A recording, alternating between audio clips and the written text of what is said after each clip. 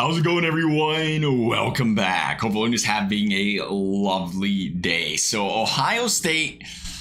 Do we want to talk about it? Do we need to stay score? Do we need to do that? Well, you see, they put up the fewest points they put up in 7 years. The last time they did that was against a Clemson football team that was a national championship winner that played stellar defensively, an Ohio State football team that scored 0 points in that game. An Ohio State football team whose leading rusher was Curtis Samuel, second best rusher Mike Weber, starting quarterback JT Barrett. They had, again, Curtis Samuel, your leading receiver. That's a little bit different than what they had in this game against Missouri. Now, they did have some players sitting out, Marvin Harrison Jr., but they still had Igbuka. They still had Trey Henderson. They had this quarterback situation. They had some guys to work with. But 3 points against a far less superior team than that Clemson team was. And it's going to open some eyeballs. A lot of eyeballs towards Ryan Day. And I got to say, let's get this out of the way. As Ohio State fans, we need to admit one thing. We are very entitled. We are very, very entitled college football fans, because a lot of teams, I would say, besides Alabama, every other program in college football would be happy with what Ryan Day's done for this football team, for this program, keeping them in the mix. Maybe Georgia. Maybe better throw Georgia in there. It depends where the programs. I'd say most of them be happy, because he is getting them to a position where the last game of the year, it matters. You win that last game of the year, you're in the college football playoffs. You get to the college football playoffs, anything can happen. The problem is he's lost to Michigan 3 straight years, so the college football playoffs don't happen. The problem is Ryan Day finds himself now 1-6 against SEC teams and Michigan. And all of a sudden, let's forget about everything else. Just 1 second, because you know what? I get it. Game plan, program, system. There's a lot of stuff. I can throw one thing at you. Urban Meyer won a national freaking championship with a 3rd-string quarterback. So, to go out in that football game today and make any excuses, keep that one in mind. Keep that in the back of your thoughts. But anyway, 1-6. That's starting to make people question if we're going to call this the new Cooper era.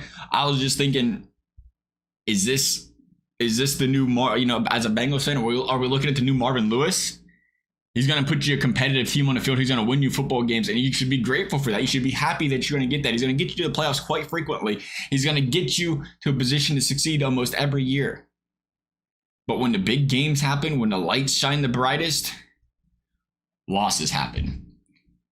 And that is where you're at with Ohio State. And the reason I say we are very entitled football fans, because again, a lot of people will be happy with 11-2 every year, 11-1 every year. But at Ohio State, you do expect results. You expect to get the recruits. You expect to have all these players come in. You expect to have the talent around. You expect results, at least. And I was just thinking about this. I think, be careful how you say this, but it's like, as an Ohio State fan, what's the difference in 11-2 and 9-4? If your 2 losses are Michigan in a national championship game or a bowl game every single year, or what's the difference in 9-4 where you don't win either one of those games and you lose 2 other ones? You weren't going anywhere anyway. And I think ultimately, even Urban Meyer, I think Casino said Urban Meyer's 8-0 against the SEC in Michigan. And you think about the teams, the quarterbacks, again, you talk about the personnel.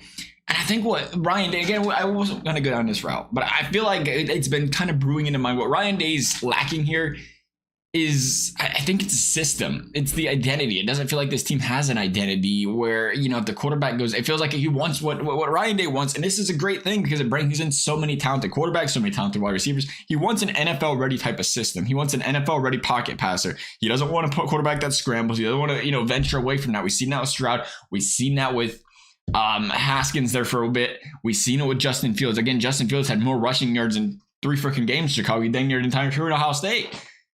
Not that bad, but he didn't want to venture down that route. It was not part of his game plan. I think that's the big thing at Ohio State now is Ryan Day's system, where he's not willing to try to venture in different directions with this talent, because they're still getting a lot of talent here. Maybe that's the concern. Maybe we could be chopping at the wrong tree here. At the end of the day, though, facts are facts. And if you're Ohio State, you say, how long's the Ryan Day leash? How many more years? I don't think they fire him this year. But I mean, if you go next year, you lose to Michigan. If Michigan's your only loss, maybe you lose to Michigan and Oregon. You're losing every big game. We just seen what Penn State did, right? They fired, was their offensive coordinator? Penn State was, again, not the program Ohio State is. No shot at Penn State, great program. But, you know, there was a 10-2 team, an 11-2 team. It's like, we can do this every year. But if we keep losing Ohio State and Michigan, it means nothing to us. And that kept happening. They said, get him out the door. That's the situation Ohio State finds himself in right now. Do you want to be happy at 11-2? Do you want to be happy at 10-1 or 11-1, losing the final game? They're not making a college football playoffs. Now, it's going to be different next year. And this is why I think he's going to get another opportunity. And I think this could be his last opportunity, because next year Ohio State is just about a shoe-in to make the college football playoffs. If they don't make the playoffs, Ryan Day's out the door. If they make the playoffs and he loses in the first round, that's when the rumblings start to get a lot bigger, because he's going to get that opportunity. You say Ohio State walks in as a 2 seed or a 3 seed or a 4 seed, and you're going to play a 12, and then you lose that big game or you don't play good there, then the rumblings out the door. But the question becomes, you know, we go back to that SEC and Michigan record. Nothing else matters. Nothing else matters. You don't get to the championship game if you don't beat Michigan, because you got to get to the college football. You have to win a Big Ten. You have to win a Big Ten. You don't beat Michigan, you don't win a Big Ten, because they're going to the title game. Unless Michigan starts to suck again, which that'd be great. But at the same time, you want to see the Big Ten succeed. And you don't win championships without running through the SEC. You can see it clear as day the way the NCAA kind of pitted Big Ten versus SEC in every single bowl game this year. That's what they want. And that looks like the big picture. It's going to be Big Ten versus SEC in the future. And it's just everybody else is just kind of there. So if you can't win those games, everything else is meaningless. And I think that is very surface level, but very what it is at Ohio State right now. And I say, you know, I question, because I still think we've seen a lot of problems. We've seen a lot of good things out of him. What's the leash here for Ryan Day? How long do we potentially give Ryan Day? He's brought some good times to Ohio State. He's done some good things. Again, it's not easy to win football games, period. To win 11 year in and year out, you got to give the guy props. The difference is, I think, and there's so much to it. Because at Ohio State, you can't. The worse that gets, the worse it looks on it. Not just Ohio State, but the Big Ten.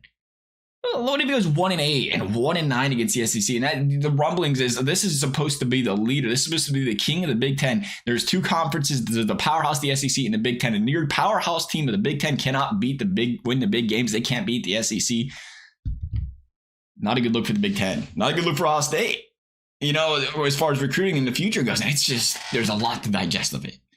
We're a day out of the Mizzou loss. And, you know, you don't want to get too emotional. You don't want to overreact on things. But when you lost to Michigan, I said, I think we can recuperate from this. They finally competed. It was a close game. It was a one-score game. Could have won that one. But then you go and put up 3 points against a Mizzou team and say, hey, it really felt like that team just lost. He lost the team there. And that's when you start to raise the questions. When you start to lose the team and you start to lose the fan base and they start to lose that faith there. Of course, you have a lot of transfers. You have the guys walking out the door. There's always those situations. Love y'all's thoughts. Thank y'all for watching. We'll see you next time.